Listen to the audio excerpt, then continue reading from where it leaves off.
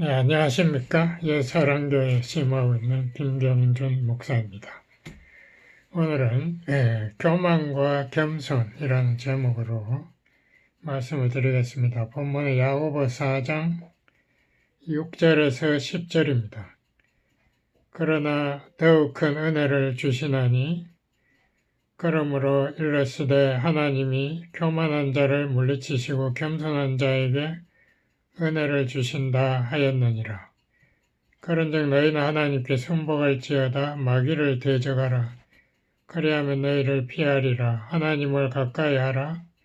그리하면 너희를 가까이 하시리라. 죄인들아 손을 깨끗이 하라. 두 마음을 품은 자들아 마음을 성결케 하라. 슬퍼하며 애통하며 울지어다. 너희 웃음을 애통으로 너희 즐거움을 근심으로 바꿀지어다. 주 앞에서 낮추라. 그리하면 주께서 너희를 높이시리라. 아멘. 고린도전서 13장은 사랑의 긍정적인 요소, 그러니까 친절하다든가 인내한다 이런 것도 있고 또 부정적인 요소들도 여러 개를 나열해 놨습니다. 그 부정적인 요소는 투기하지 마라. 저번에 제가 설교 말씀드린 거고 또 자랑하지 마라. 교만하지 마라. 제가 생각하니 자랑하는 거나 교만하는 거는 굉장히 비슷한 것 같아요. 그래서 제가 자랑에 대해서 특별히 설교 말씀 안 드리고 오늘 교만에 대해서 말씀을 드리려고 합니다. 그리고 무례히 행동하지 마라. 영어로 rude하다 그러죠. 상대방을 배려하지 않고 자기 감정대로 행동하는, 무례히 행동하는 것. 자기 유익을 구하지 아니하고 이의적이지 않다. 쉽게 성내지 아니하고 악한 것을 생각지 아니한다. 악한 걸 생각지 않는다. 이거는 번역이 조금 알아보기 힘들어요. 영어로는 keep no record of wrongs done. 누가 나에게 잘못한 것에 대해서 기억하지 않는다. 그런 것이 정확한 해석이 되어 있습니다.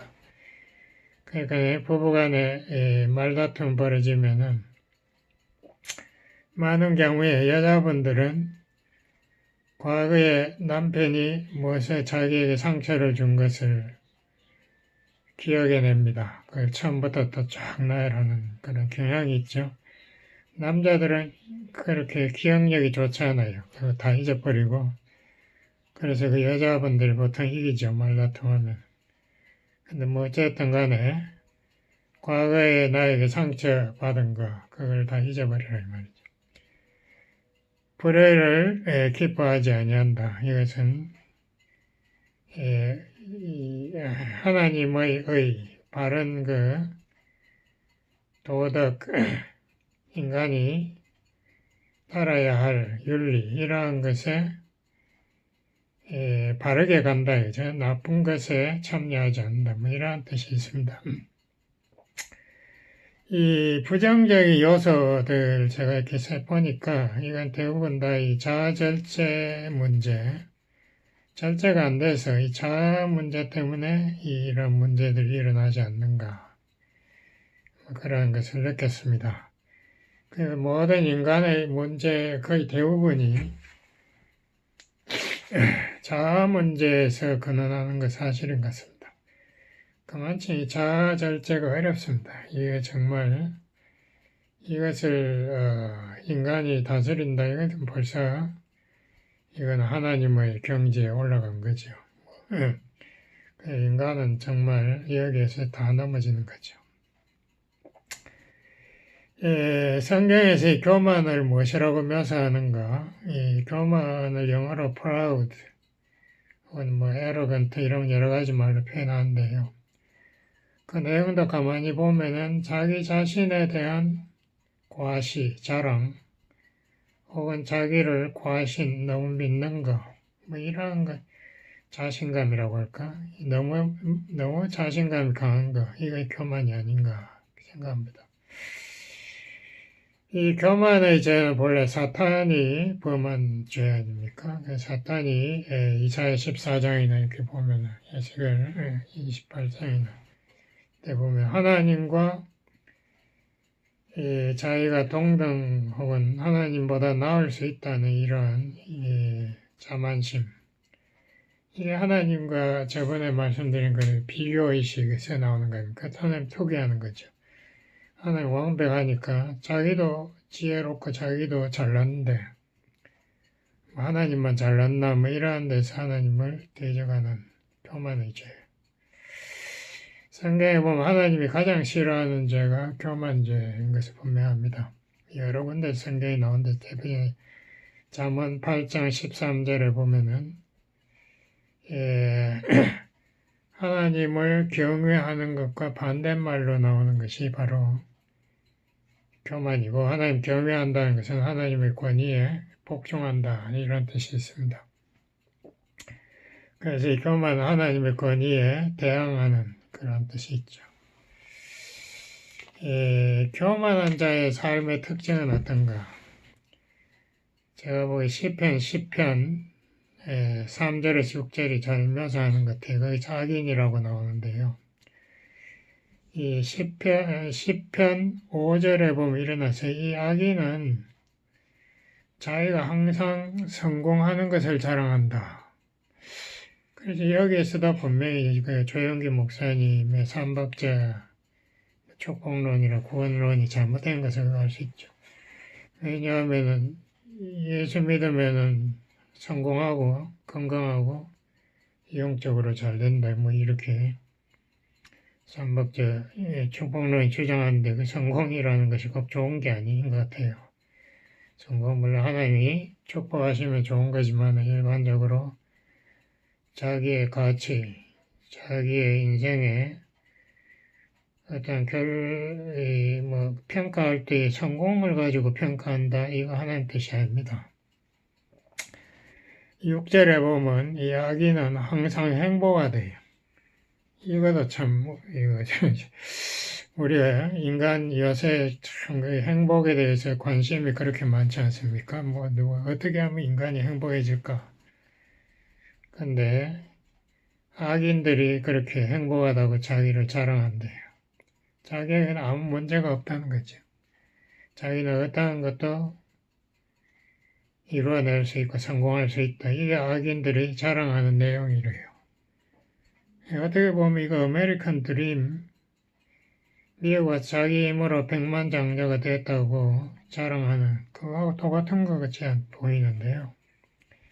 세상이 추구하는 이 복이라는 거, 이건 성경의 복과 완전히 다르다는 것을 우리가 잘 알아야 되겠고, 4절에 보면 하나님은 우리의 일터적 그 행동 하나하나 말 하나하나를 감찰하시는데 그 하나님이 자기를 감찰하지 않는다고 생각하고 자기의 생각, 모든 생각에 하나님에 대한 여지는 없다. 하나님에 대한 생각을 안 하는 거예요.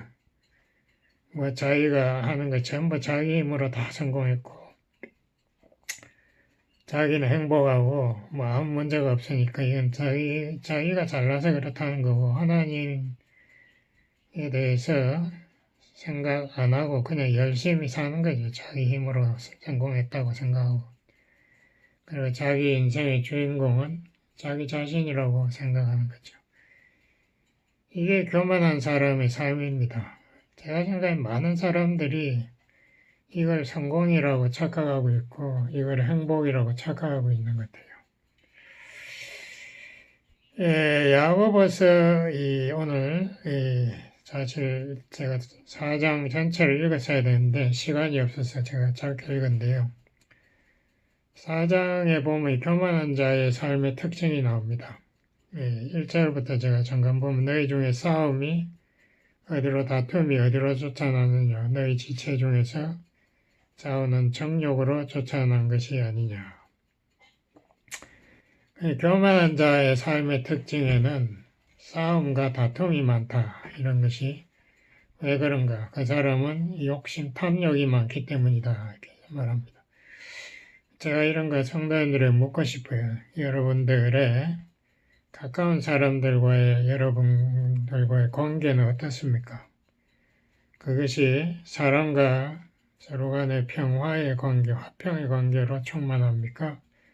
그렇지 않으면 자주 서로 다투고 싸우는 그런 관계인가요? 이 싸움과 다툼이 충만하다는 그것이 왜 일어나는가? 첫 번째로 이 교만 때문에 일어나는 거예요. 교만이라는 것은 내가 항상 옳다, 이것을 생각하는 거, 주장하는 거죠. 이 잠언 13장 10절에도 보면 교만한 자는 자기가 항상 옳다고 생각한다. 이게 교만한 자의 특징 중에 또 하나고, 싸움과 다툼이 일어나는 또 하나의 이유는 야고보서 여기 금방 읽었지만 욕심, 자기 뜻대로 무조건 해야 된다는 거예요. 그래 관해 싸움과 다툼이 일어나는 겁니다. 이게 다 교만한 자의 특징이죠. 그 다음에 또 하나 야고보 4장 2절을 제가 읽어보겠습니다. 너희가 욕심을 내어도 얻지 못하고 서로 살인하며 시기하여도 너희 취하지 못하나니 너희가 다투고 싸우는도다. 너희가 얻지 못함은 구하지 아니하며. 교만한 자의 또 하나의 특징이 구하지 않는다 이거죠. 하나님께 기도 필요 없다. 내가 다 할 수 있는데 기도를 안 하는 사람 보면 교만해요. 자기가 다 할 수 있다는 거예요. 자기 하면 되는데 하나님께 뭐 기도 필요 없다. 그 다음에 또 이 교만한 자의 특징이 구하여도 기도하여도 받지 못함은 정욕으로 쓰려고 잘못 구함이라. 가늠하는 여자들이여 세상과 벗된 것이 하나님의 원수됨임을 알지 못하느냐. 그런데 누구든지 세상과 벗이 되고자 하는 자는 하나님과 원수가 되게 하는 것이라. 그래서 네 번째 이 교만한 자의 특징은 쾌락을 위해서 사는 사람이에요. 자기 정욕. 그 기도를 해도 빨리 하나님 주세요, 주세요. 이게 자기가 중심이에요. 하나님 뜻이 어디 있습니까? 이렇게 주세요가 아니라 내가 요구하는 이거 빨리 하나님 성취시켜 주세요. 어린아이가 테스는 그런 수준의 기도밖에 못해요. 이게 교만한 사람이죠. 자기가 원하는 것이 바로 하나님 뜻이고 그게 지금 당장 이루어져야 된다. 내가 원하기 때문에 지금 당장 빨리 사탕을 내놔라는 하나님 앞에 욱박지르는 기도. 이게 이 사람의 기도의 특징입니다. 이 응답이 없다. 그 다음에 이 6절 이하 제가 또 읽어보겠습니다. 그러나 하나님은 더욱 큰 은혜를 주시나니 그러므로 일렀으되 하나님이 교만한 자를 물리치시고 겸손한 자에게 은혜를 주신다 하였느니라. 그런즉 하나님은 교만한 자 싫어하니까 물리치죠. 그런즉 너희는 하나님께 순복할지어다. 마귀를 대적하라. 그리하면 너희를 피하리라. 마귀는 우리가 하나님 앞에 순복하는 것을 방해합니다. 그래서 온갖 죄의 유혹을 주고 있게 하는데 그 마귀를 우리가 따라가면 넘어지죠. 우리가 그 시험에 새기려면 마귀를 대적하라. 예수님처럼 말씀으로 마태복음 4장에 보면 예수님이 마귀가 시험할 때 말씀으로 신명기 말씀으로 인용해서 사탄을 물리쳤지 않습니까? 마귀를 내 힘으로 대적하는 게 아니고 하나님 말씀, 하나님 권세로 대적하라. 그리하면 마귀가 너희를 피하리라. 하나님을 가까이 하라. 그리하면 너희를 가까이 하시리라. 자, 이거를 메신저라는 성경이 있습니다. 이 성경을 의역 패러프레이즈한 성경인데 제가 그거를 한번 인용해 보겠습니다. 4절부터 세상과 벗되지 마라. 이건 당신은 하나님을 속이지 마세요. 당신의 뜻만 주장하고 세상만 추구하면 당신은 하나님과 원수가 됩니다. 하나님은 교만한 자를 물리치시고 겸손한 자에게 더 큰 은혜를 주십니다. 당신은 지금 하나님께 순복하고 교만한 마귀를 대적하세요. 그러면 마귀는 당신을 피해 달아난다. 이렇게 말했습니다. 그 이야기, 이 성경 말씀에 이해하는 데 도움이 되는 것 같아요. 나의 뜻만 주장하고 세상만 추구한데 그것이 바로 하나님과 원수가 되는 길이다. 우리에게 심각한 경고가 되는 동시에 그것이야말로 바로 교만의 삶의 특징이라는 거죠. 그 다음에 4장 11절을 제가 보면요. 형제들아 피차에 비방하지 말라. 형제를 비방하는 자나 형제를 판단하는 자는 곧 율법을 비방하고 율법을 판단하는 것이라.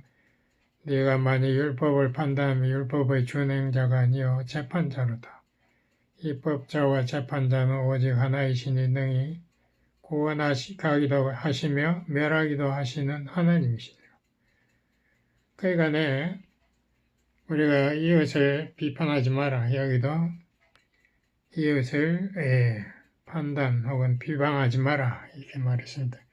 교만한 자의 또 하나의 특징이 바로 이웃을 판단하고 비난하는 거예요. 그래서 우리가 하나님의 그 고유한 권한, 하나님의 입법자, 우리에게 법을 주시고 또한 그 법을 시행하는 재판장이십니다. 근데 내가 이웃을 비난하고 판단할 때에는 바로 내가 하나님의 자리에 서는 겁니다. 이거 참 위험하죠. 이러할 때 시험이 되는 것이고 마귀가 역사하는 거죠. 그래서 우리가 서로 비난하고 판단하지 마라. 서로 위해서 기도하지 서로 상대방을 뒤에서 가시하면서 수근수근하면서 비난하고 이렇게 할 때에 거기에 문제가 생기는 겁니다. 그것이 바로 싸움과 다툼의 원인이 되는 거죠. 그 다음에 또 교만한 자의 특징 4장 13절 제가 또 읽어보겠습니다. 들으라 너희 중에 말하기를 오늘이나 내일이나 우리가 아무 도시에 가서 거기서 1년을 요하며 장사하여 이익을 보리라 하는 자들아. 내일 일을 너희가 알지 못한도다. 그렇죠. 우리가 1초 앞도 내다볼 수가 없죠. 내일 지진이 날지 차사고 날지 어떻게 합니까? 우리 알 수 없어요. 너희 생명이 무엇이뇨? 너희는 잠깐 보이다가 없어지는 안개니라. 그러니까 인생이라는 것이 순식간에 사라지는데 그 짧은 시간에 내가 큰 앞으로 무슨 거부가 되겠다, 큰 성공을 하겠다 이렇게 헛된 자랑 좀 그만하라 이거죠. 너희가 도리어 말하기를 그렇게 말할 것이 아니라 주의 뜻이면 우리가 살기도 하고 이것저것을 하리라 할 것이거든. 먼저 하나님의 뜻을 찾고 그 하나님의 뜻을 내가 준행하겠다 이렇게 겸손하게 말하고 하나님을 의지하는 믿음으로 말해야지 교만하게 말하는 거 그거 잘못하는 건 이것을 야곱은 이렇게 이제 너희가 허탄한 자랑을 자는 그 허탄한 자랑 그 세상에서 내가 돈을 많이 벌겠다 내가 권력을 쥐겠다 세상의 명예를 얻겠다 이런 허탄한 꿈을 자기 인생의 목표로 정하고 사는 사람도 많이 봤습니다. 어린애들 물어보면 그런 꿈이 너무 많아요. 유명한 가수가 되어서 사람들 앞에 자기가 인정받겠다, 유명한 배우가 되겠다, 그게 정말 허탄한 자랑 아닙니까? 그게 정말 하나님 뜻인가? 자기가 생각이나 해봤는지 몰라.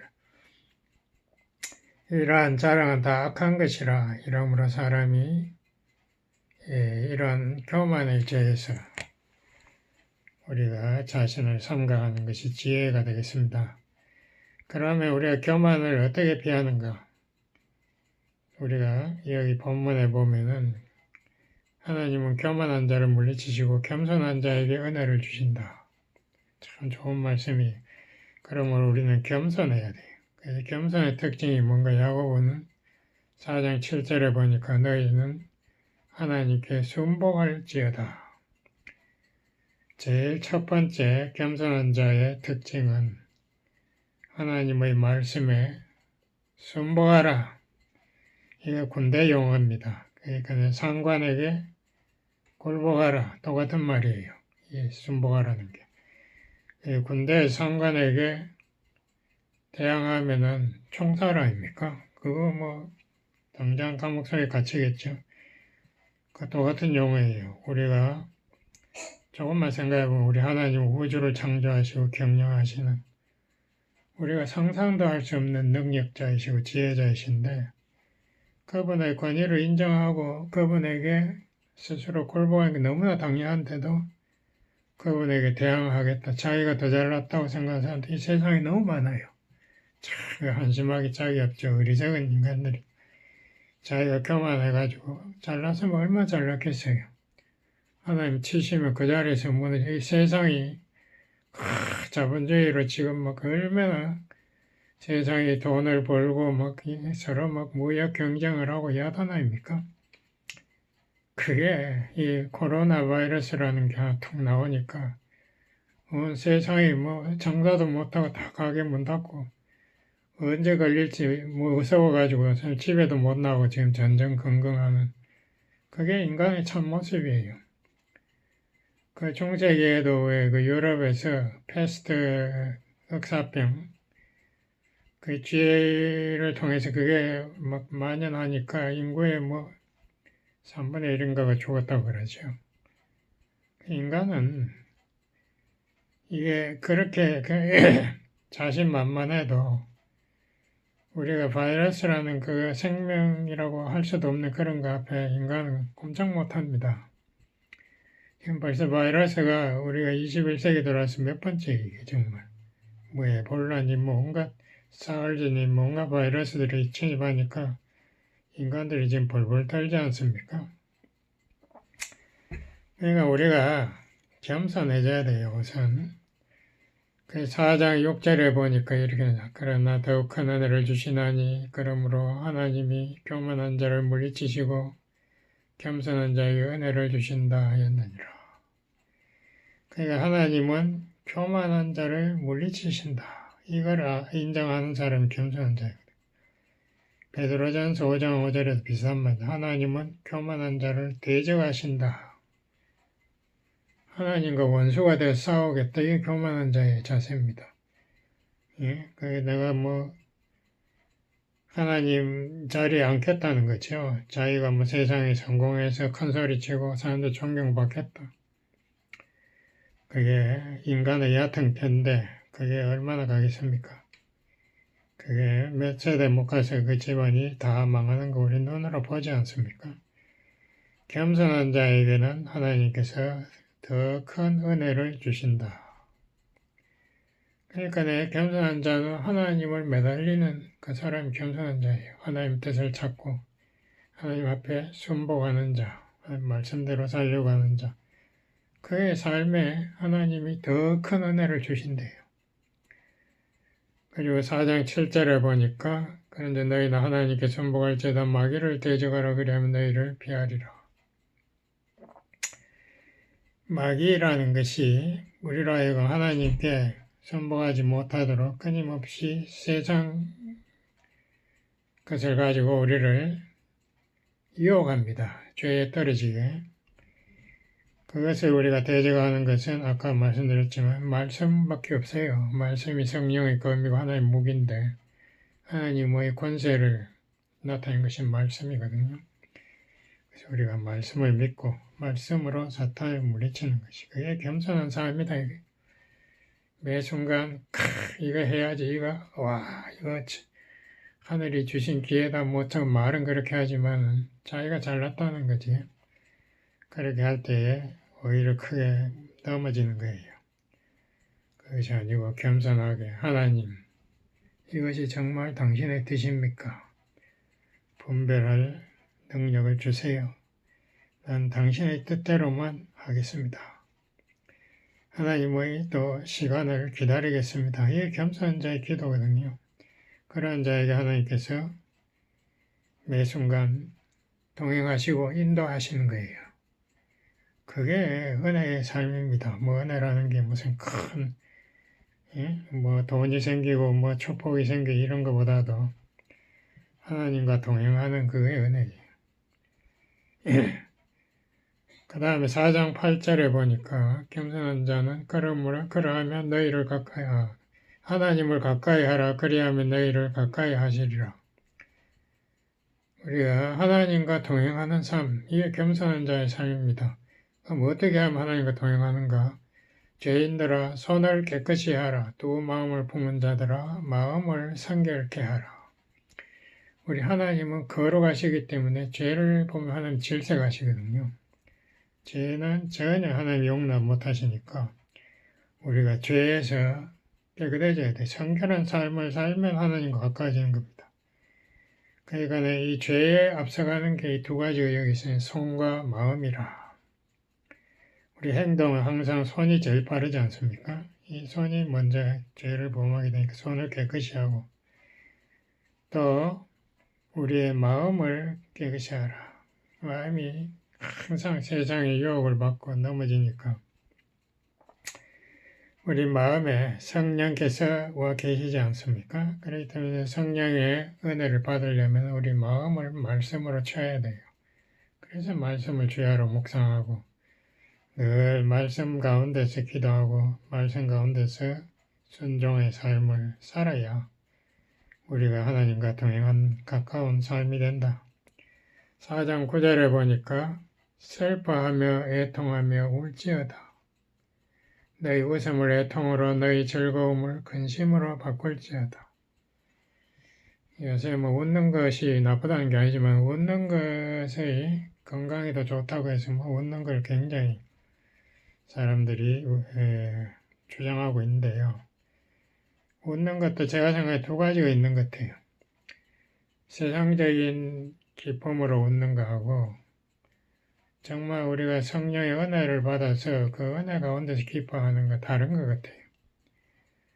그냥 뭐 농담에 기분 좋아가지고 하하하 웃는 것도 뭐 좋겠죠. 뭐 화내는 것보다는 낫겠지만 그것보다 우리가 하나님 말씀에 은혜 받아서 마음이 기쁘고 그게 정말 사랑과 희락, 성령의 열매 두 번째 나오는 희락이 그거 아닙니까? 성령의 역사로 인해서 기뻐져야지 세상적으로 기쁜 거, 그거 추구하는 거, 웃음 전도사 어쩌고 하는 사람도 그냥 돌아가셨지 않습니까? 뭐, 그게 왜 돌아가신지 모르지만, 웃음은 뭐, 엔돌핀 돌아서 오래 산다더니 그대로 돌아가시더라고요. 그래서 우리가 이 하나님 안에서 우리가 죄를 뉘우치는 그 애통하는 심령, 상한 심령, 이거 하나님이 기뻐하신다. 시편 51편에도 그게 나오지 않습니까? 우리가 세상 기뻐하는 것이 아니라 하나님 안에서, 하나님 뜻 안에서, 말씀 안에서 우리 기뻐하는 삶을 살아야 되겠습니다. 그 다음에 겸손한 사람은 아까 제가 읽었지만 4장 13절 이후에 앞으로 뭐 내가 성공할 거다, 비즈니스 뭐 어쩌고저쩌고 그런 뜻 말한 것보다 미래 이것은 내 뜻대로 해서 내가 성공하겠다가 아니라 하나님의 손안에 있다. 겸손하게 하나님 주권을 인정하는 그게 겸손한 삶의 특징이 되겠습니다. 그럼 우리가 어떻게 하면 이 겸손한 그 성품을 발전시켜 나갈 것인가? 첫 번째는 우리가 성경 말씀을 통해서 이 전능하신 하나님 을 묵상하는 것이 굉장히 중요한 것 같아요. 욥기 38장 42장 같은 데 보면은 창조주 하나님의 능력이 자세하게 나와서 욥이 거기서 거꾸러집니다. 자기가 죄가 없다. 자기가 하나님 앞에 억울하다고 아우성치던 욥이 입을 가리고 하나님 앞에서 회개하게 되죠. 이사야 40장 여인과 전능자 하나님에 비해서 이 인생이라는 건 메뚜기 같지도 않고 지구라는 것도 하나의 먼지 하나같이 자그만하다. 뭐 이렇게 나옵니다.